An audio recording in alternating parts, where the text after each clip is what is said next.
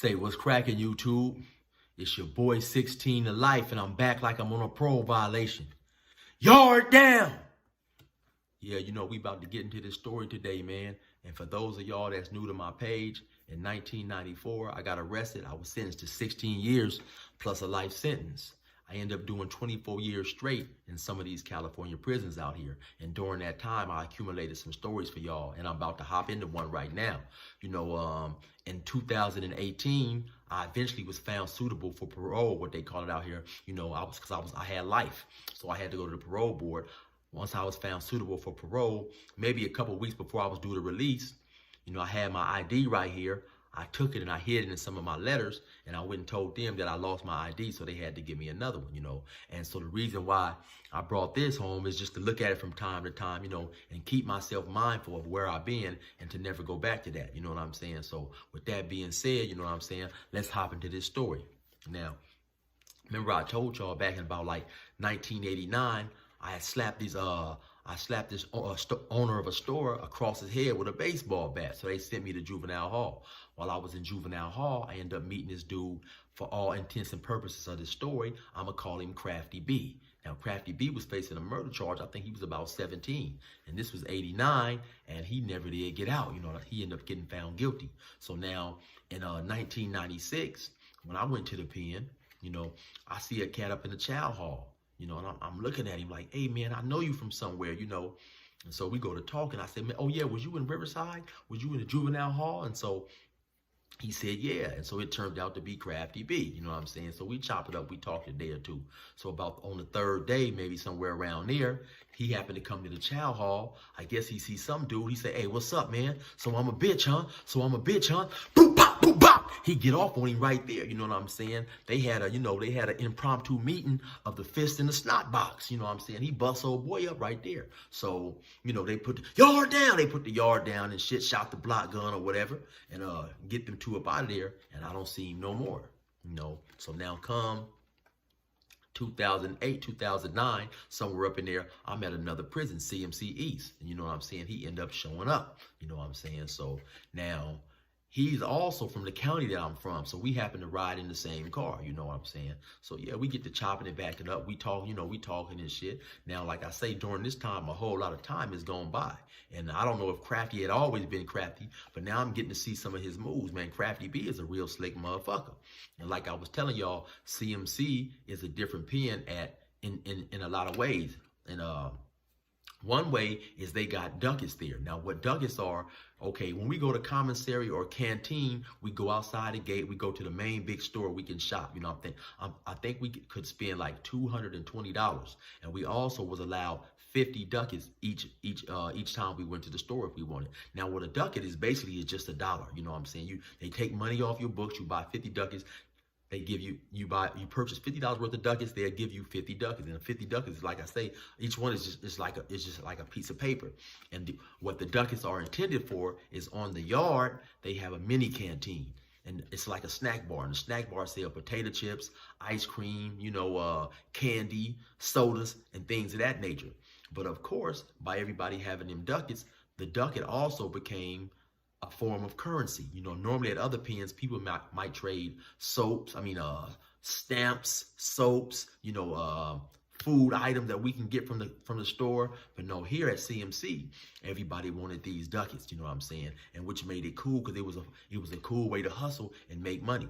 Now, people would also go on visits and get $100 bill or some cash. Now, when they would bring the $100 bill back in cash money, you could turn that $100 bill in for a person who was hustling or whatever and had a gang of ducats. And the going rate was about 170, 180 ducats, all depending on, what the going rate was on that yard. So like I say, instead of having your family send you money, some people would just get the money on the visit and they could even turn it into more money. You know what I'm saying? So people would do that. And like I say, by them ducats being so popular, it made the yard so much fun and cool because it was an economy going on. You even had a few dirty police men who would be taking ducats from people. They'd take ducats from people and they'd be selling them to the convicts they'd give the convicts 180, maybe 200 ducats, 250. They didn't give a fuck because it was a free $100 for them. Because like I said, a person is only allowed to have $50. You know what I'm saying? So it was a whole lot going on, man.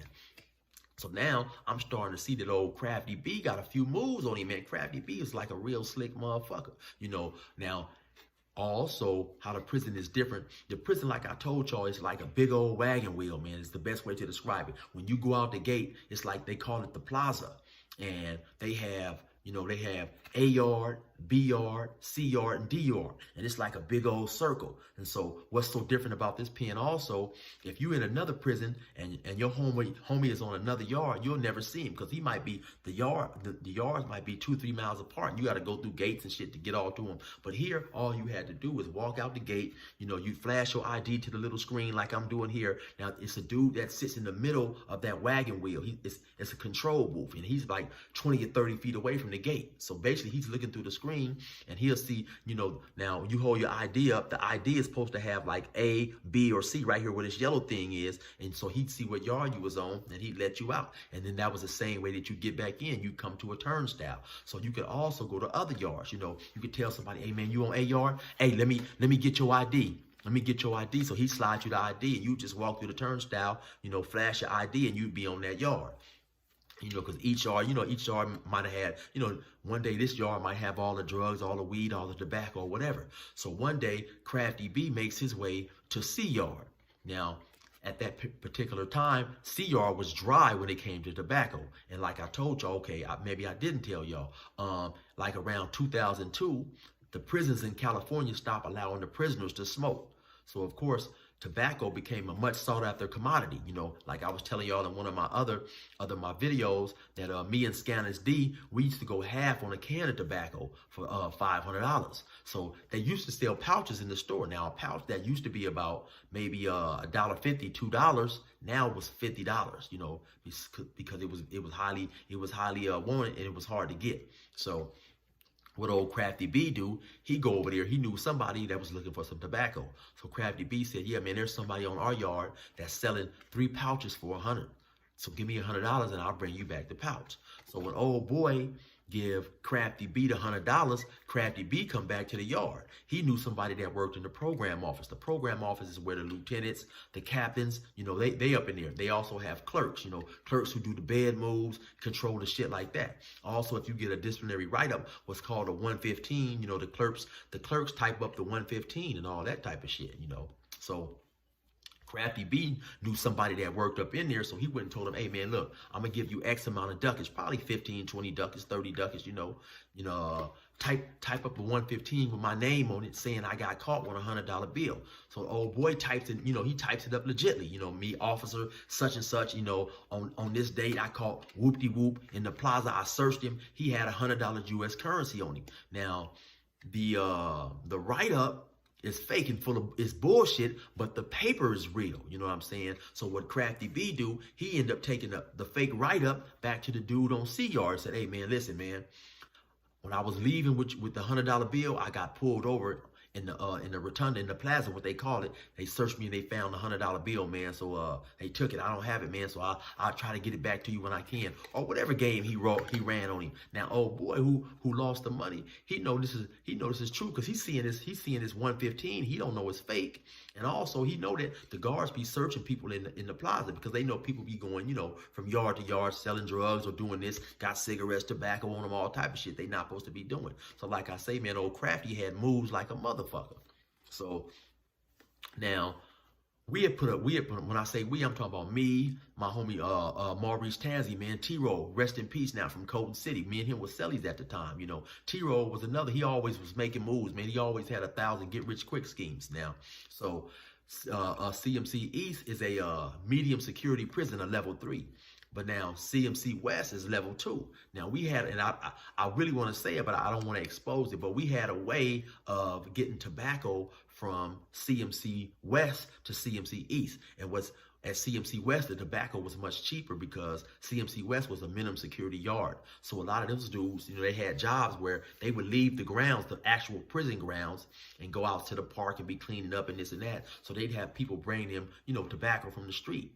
And so they bring it back to the yard, and it was cheaper on West Yard, but on East Yard, it still was, the prices was marked up. So we had a way of, we'd send ducats to the West Yard and get the ducats back. Now, unfortunately for us, we get the tobacco back. But now, unfortunately for us, the tobacco came through on a job that Crafty B was working. So Crafty B would get the tobacco and he'd bring the tobacco to me and my celly T-Roll. Every time we got the tobacco was light, you know. Crafty B smoked cigarettes, and then, like I said, you can go sell the tobacco, get the ducats, you can do a whole bunch of shit, you know. Tobacco was the most sought after product up there, you know, more than weed, coke, any of that type of shit, you know what I'm saying? So every time he'd bring the shit, it would be light, you know. But what could we say? Because we still was making a killing, but we already knew that Crafty B, of course, he was, you know, he definitely was taking some and this and that. So at some point in time, no, I don't know what it was about, but I remember, you know, T-Roll and Crafty B, they fell out. Like I said, we all from the same collective, man. We all from the same county, so we all ran together. So it was some, you know, some petty bullshit. You know, both T-Roll and Crafty B, they both smoked cigarettes and they both gambled a whole lot. You know what I'm saying? So they was good partners, but from time to time they fall out for a couple days, wouldn't be talking to each other over some small bullshit or whatever, you know. So now, like I said, we had put together this lick where we was getting this tobacco. And also my boy Crafty B, man, this dude was crazy. He was running around there at one point in time. He was running around there selling fake heroin. He had a little coffee and a few other little items. A couple of ingredients that he hooked up together and be selling it to motherfuckers, telling them it was heroin and shit. Now, you know, in the pen, playing with a motherfucker's high, that's a quick way to leave the prison way before the judge planned on you leaving. You know what I'm saying? Because a motherfucker will blast you out your boots if you playing with their money. But Crafty B, he took these motherfucking chances, and plus he knew the right motherfuckers to play these games with, or at least he felt he knew. You know what I'm saying? Because it's always a chance of a motherfucker, man, you know, going for broke when you didn't played him out of some of his money.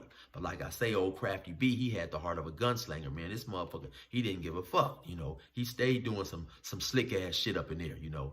So anyway, look, this video was getting a little bit long, man. So I'm gonna hit y'all with part 2 in a minute. So pop back in with your boy, man. I'm right on it.